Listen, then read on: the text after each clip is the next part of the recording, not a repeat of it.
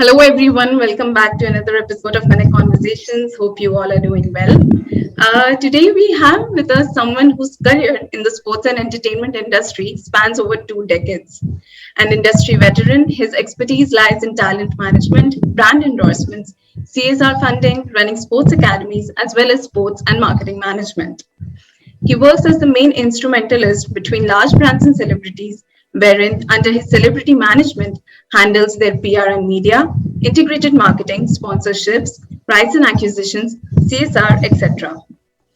His present and past portfolio includes many sports celebrities from Olympic sports like wrestling, boxing, football, hockey, archery, gymnastics, athletics, golf, as well as others like cricket, chess, car racing, and bike racing. His portfolio also includes educationists, politicians, singers, and influencers from different fields. A sports enthusiast born and brought up in Jabalpur, Madhya Pradesh, he runs his own sports management firm called Flying Bird Sports, which is based out of Delhi.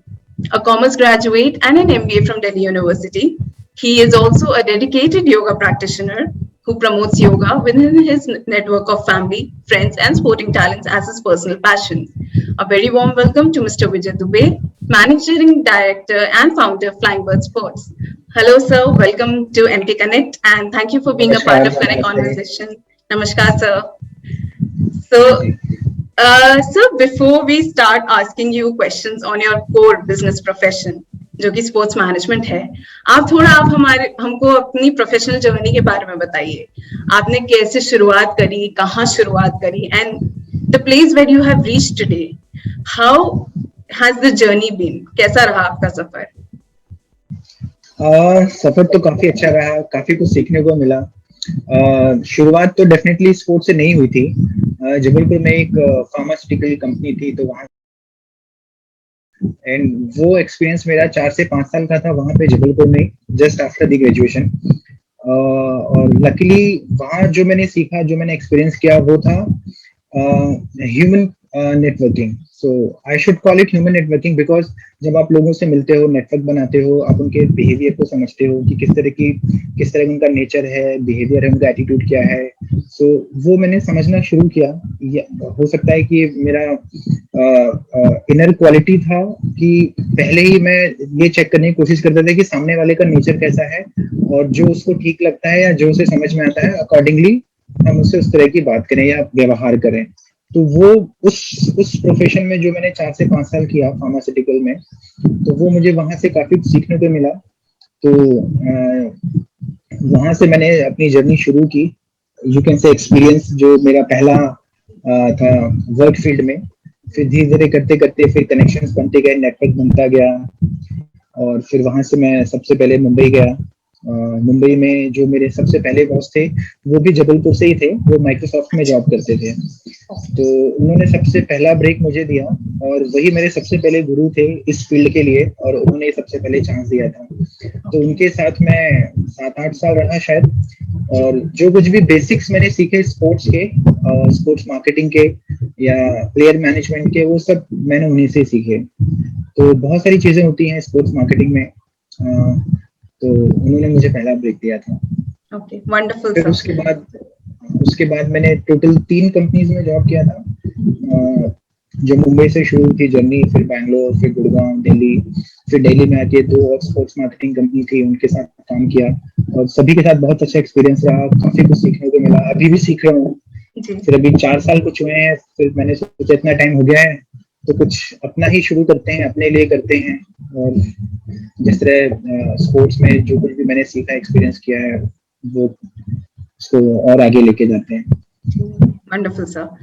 तो जैसे कि अभी आपने बताया और पता चला, जैसे आपका एसोसिएशन स्पोर्ट्स मैनेजमेंट से 2004 में शुरू हुआ, तो अगर आप हाँ, अभी के 2003-2004। जी, तो अभी के समय और उस समय को अगर हम sports management as a field अगर हम बात करें, तो आप उसको कैसे कंपेयर करते हैं? मतलब देखा जाए तो लगभग एक दशक हो गया, it's almost a decade now.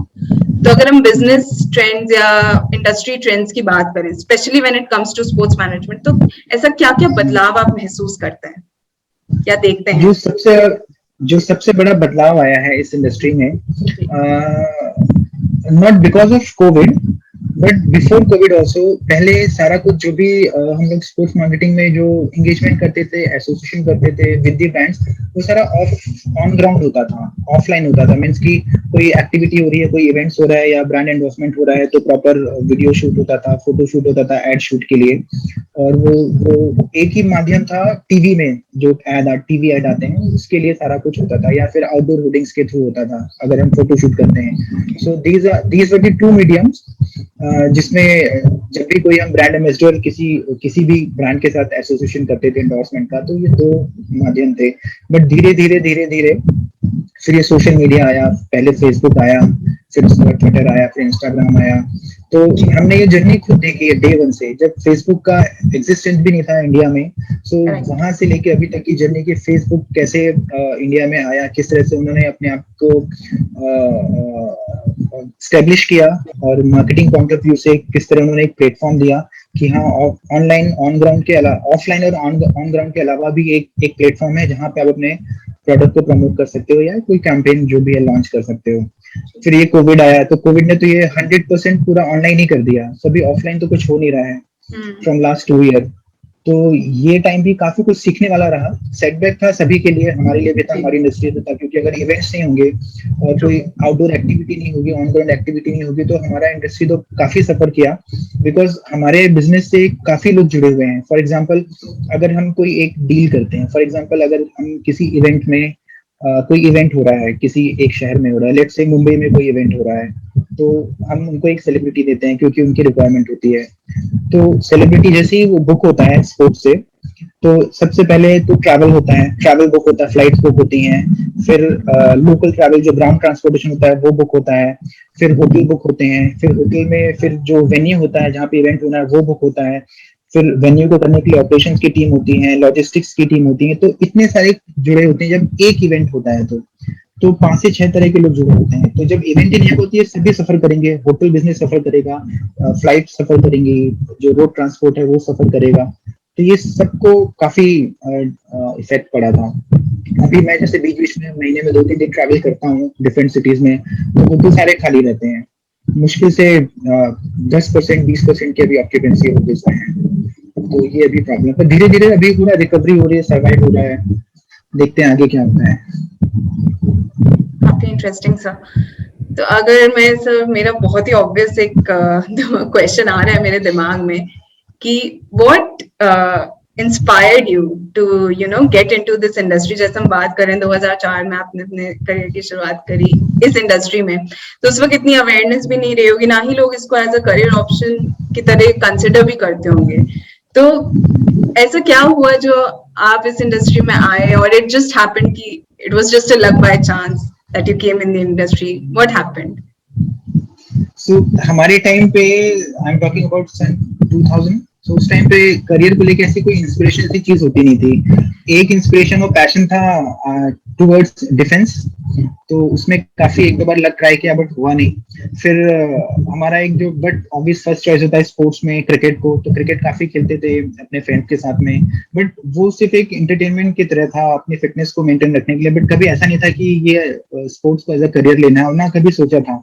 और इंस्पिरेशन भी कभी कहीं से ऐसा कुछ था नहीं, क्योंकि ये इंडस्ट्री काफी अनऑर्गेनाइज थी और कोई इंडस्ट्री में था नहीं। उस समय सिर्फ एक ही सुपरस्टार थे क्रिकेट में, सचिन तेंदुलकर, जिनकी जो आई कैन से जिनकी मार्केटिंग वैल्यू थी इन टर्म्स ऑफ कमर्शियल, तो उनके ब्रांड एंडोर्समेंट काफी होते थे। तो हमें कुछ पता नहीं था ये चीजें कैसे होती है, बट हाँ लगता था हाँ कितना सुपरस्टार है, टीवी में ऐड आते हैं इनके, और स्पोर्ट्स में सिर्फ उन्हीं के ऐड आते थे उस टाइम पे, if I am not wrong. तो फिर वही जर्नी जैसे आपको बताया शुरू हुई नेटवर्क के थ्रू, फार्मा इंडस्ट्री में काम करना शुरू किया, वहां से फिर मैं मुंबई गया, जो माइक्रोसॉफ्ट में मेरे बॉस जॉब करते थे।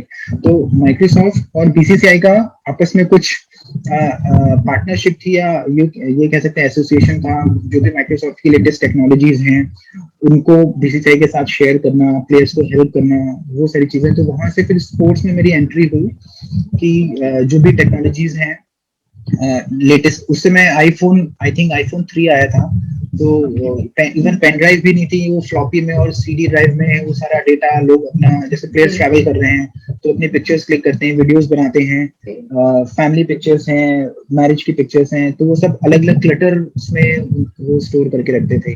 तो हमने उनको वो सोल्यूशन दिया कि सब कुछ हम एक जगह आपका डेटा रखेंगे, म्यूजिक हो, पिक्चर्स हो, वीडियोस हो, और आप उसको एक्सेस कर सकते हैं फ्रॉम रिमोट लोकेशन। तो वहां से जर्नी शुरू थी स्पोर्ट्स में। तो बीसीसीआई की टीम के कुछ प्लेयर्स थे उस टाइम पे, Ganguly I think he was captain that time. तो Okay. हमने उनके साथ काम किया, उनको हेल्प किया, युवराज सिंह को हेल्प किया, सहवाग हैं और बाकी प्लेयर हैं, सचिन हैं। तो इस तरह से ये जर्नी शुरू हुई थी। तो पहला स्टेप ये था। Okay. Okay. Great. Wonderful, sir. Sir, तो जैसे कि आप हमेशा मतलब करियर के शुरुआत के बाद you have been associated with companies जिन्होंने ऐसे मेजर स्पोर्टिंग टैलेंट्स को मैनेज किया, जैसे कि एम एस धोनी हो गए, सुरेश रैना हो गए, मैरी कॉम हो गए, सुशील कुमार, साइना नेहवाल, वीरेंद्र सहवाग, इवन भाईचुंग भूटिया जिन्हें आप अभी भी मैनेज कर रहे हैं। तो सर, अगर हम बात करें तो ऐसे अगर बिग सेलिब्रिटी, स्पोर्टिंग सेलिब्रिटीज को when you manage, what are your general observations that that you would like to share that while managing these celebrities?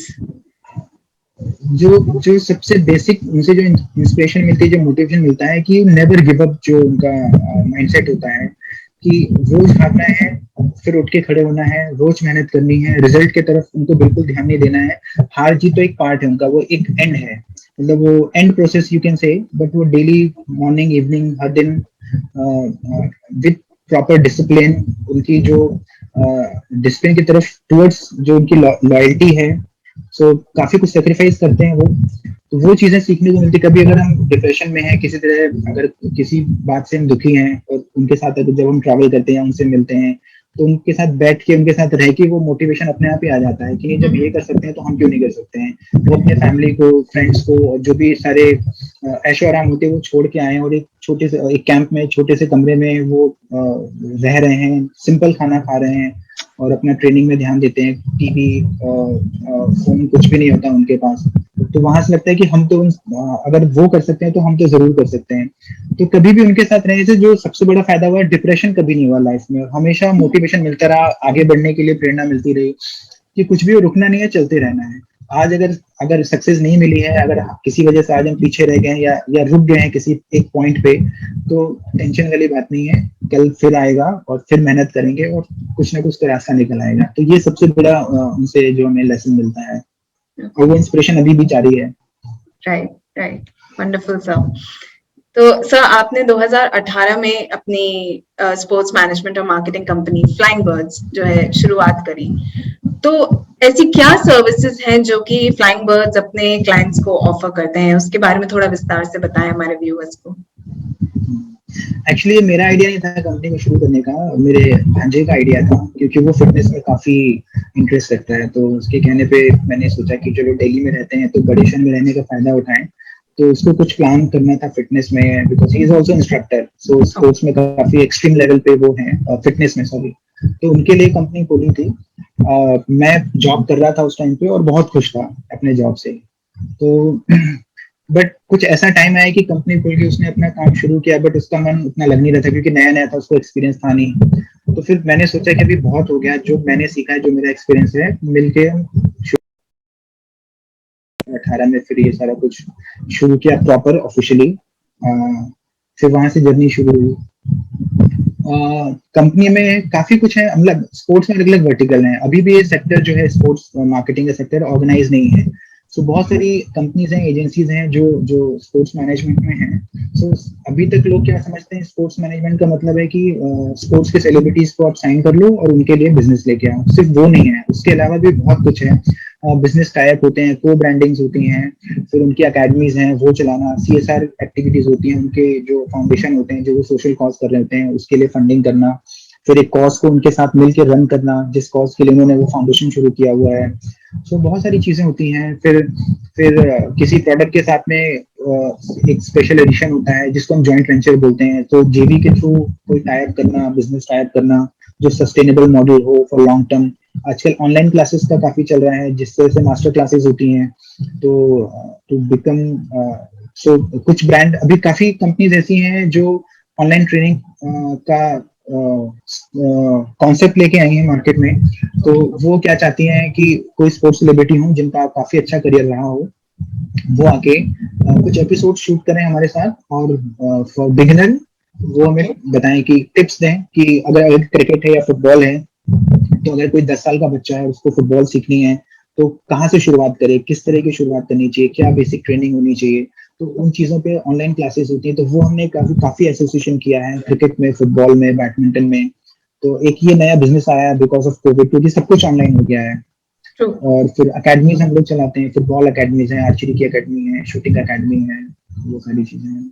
Okay okay, तो ये वंडरफुल सर। ये वर्टिकल्स हैं हमारे बिजनेस में। Okay, wonderful sir. जैसे कि हम जानते हैं कि अभी जैसे Olympic is currently underway Tokyo में, तो अगर हम एज इंडिया की बात करें, when it comes to India, ऐसे इवेंट की क्या कमर्शियल इंपॉर्टेंस रहती है, like if we see when it comes in terms of India, and also how does it help a non-cricket sports person, उनकी कैसे मदद होती है if we have to look at such an event happening? Olympic बहुत बड़ा sports है, specially India के case में 4 साल में एक बार होता है। जी और स्पेशली जो इंडियन स्पोर्ट्स पर्सन है जो ओलंपिक के लिए प्रिपरेशन करते हैं, जी उनको काफी मोटिवेशन मिलता है। जो पहले मेडल ला चुके हैं उनको एक होप मिलती है कि हमारा भी मेडल आएगा तो हमारा भी देश में नाम होगा, जॉब लगेगी, और काफी अवार्ड्स रिवॉर्ड्स सब मिलते हैं। तो फाइनेंशियली बहुत बहुत स्टेबल हो जाते हैं प्लेयर्स अगर ओलंपिक में मेडल आता है। और इंटरनेशनल लेवल में कुछ कंपटीशन ऐसे कॉमनवेल्थ गेम्स हैं, एशियन चैंपियनशिप है, वर्ल्ड चैंपियनशिप है और ओलंपिक है। तो ये जो बड़े टूर्नामेंट्स हैं, इसमें जब भी कोई हमारा इंडियन प्लेयर मेडल लेके आता है तो उसका फाइनेंशियली काफी स्ट्रॉन्ग स्टेबल हो जाता है वो आफ्टर आफ्टर द मेडल, और रिकग्निशन काफी मिलता है, फैन फॉलोइंग बढ़ती है। तो हमारे देश में स्पोर्ट्स बहुत ज्यादा इंपॉर्टेंट है इंडिविजुअल के लिए। और इसी वजह से, क्योंकि ये सिस्टम डेवलप किया है गवर्नमेंट ने और फेडरेशंस ने, तो अभी पेरेंट्स भी बच्चों को कोशिश कर रहे हैं कि हाँ, एजुकेशन के अलावा एक और चॉइस है करियर के लिए। तो काफी पेरेंट्स सामने से आके बच्चों को स्पोर्ट्स में डाल रहे हैं to take them as a career. क्योंकि हम लोग अकेडमी भी रन करते हैं तो हमें पता है कि पेरेंट्स कितना ज्यादा इंटरेस्ट ले रहे हैं। तो अभी धीरे धीरे रेजिडेंशियल अकेडमीज काफी पॉपुलर हो रही है, जहाँ पे आपका स्कूलिंग भी हो, ट्रेनिंग भी हो और आपका रहना भी हो। तो ये अभी नया कॉन्सेप्ट आ रहा है इंडिया में। कॉन्सेप्ट पुराना है बट अभी पॉपुलर हो रहा है धीरे धीरे। अभी बॉयज में ज्यादा पॉपुलर है, गर्ल्स के लिए अभी उतनी फैसिलिटी नहीं है बिकॉज ऑफ रेजिडेंशियल है, सिक्योरिटी का रीजन है, बाकी रीजन होते हैं। तो धीरे धीरे चीजें ठीक हो रही हैं। और मेडल आने के बाद ओलंपिक, जैसे आपने ओलंपिक की बात की, तो एक प्लेयर की लाइफ पूरी चेंज हो जाती है। सो लोग चेंज मतलब for good thing, for good also and for bad तो नहीं कहूंगा, बट ये है कि जो फ्रीडम उनको रहती है बाहर जाके घूमने की, शॉपिंग करने की, किसी से मिलने की, वो फ्रीडम थोड़ी कम हो जाती है। बिकॉज फैन फॉलोइंग इतनी हो जाती है कि लोग रास्ते में रोक लेते हैं फोटोग्राफ के लिए, ऑटोग्राफ के लिए। और हमने देखा है, फिर हमें करना पड़ता है कि नहीं, हम लेट, मतलब कहीं अगर जा रहे हैं ट्रैवल करने के लिए या किसी इवेंट में जा रहे हैं, तो वो चीजें होती है, काफी हमें स्ट्रगल करना पड़ता है। मतलब उनका प्यार है फैंस का, तो वो अपनी जगह सही है। तो ये लाइफ तो बहुत ज्यादा चेंज हो जाती है एक प्लेयर की। So before we leave you, मतलब अगर हम बात करें जो कि आज का यूथ है या यंग प्रोफेशनल्स हैं who are trying to get into sports management as their career option, तो उनको आप क्या, किस तरह की एडवाइस देना चाहेंगे? और अगर हम मध्य प्रदेश की बात करें एज अ स्टेट, तो यहाँ पे ऐसा हम क्या कुछ कर सकते हैं, क्या किया जा सकता है to promote sports industry in a better manner? मैं एक ही मैसेज दूंगा यूथ को कि ये एक तरह से जो स्पोर्ट्स मार्केटिंग है, एक तरह से ह्यूमन नेटवर्किंग है कि आपको एक इंसान को दूसरे इंसान से टच में रहना होता है और काफी गुड फेथ में रहना होता है। तो अगर आप बाय नेचर हम्बल हैं और अगर आप मिलनसार हैं, अगर आप डिसिप्लिन में हैं, आप ऑनेस्ट हैं, तो जो आप नेटवर्क में जिन लोगों के साथ आप मिलेंगे, जिनके साथ काम करेंगे, वो रिलेशन काफी लंबे समय तक रह सकता है। और हमारे फील्ड में रिलेशन सबसे ज्यादा इंपॉर्टेंट होता है। अगर एक बार रिलेशन बन गया, किसी के साथ काम कर लिया, वो ट्रस्ट बिल्ड हो गया, तो वो फिर हमेशा काम आता है और उसका फायदा मिलता है। तो बेसिक मैं यही कहूंगा कि आप अपने नेचर को इस तरह से नेचर प्रैक्टिस करें कि आप कोशिश करें कि आप ईमानदार रहें, डिसिप्लिन में रहें, और लोगों के साथ घुल मिल के उनके बिहेवियर को, उनके नेचर को समझने की कोशिश करें कि किस तरह के इंसान है, हमें उनसे किस तरह से बात करनी चाहिए, उनको क्या चीजें अच्छी लगती हैं, क्या अच्छी नहीं लगती हैं।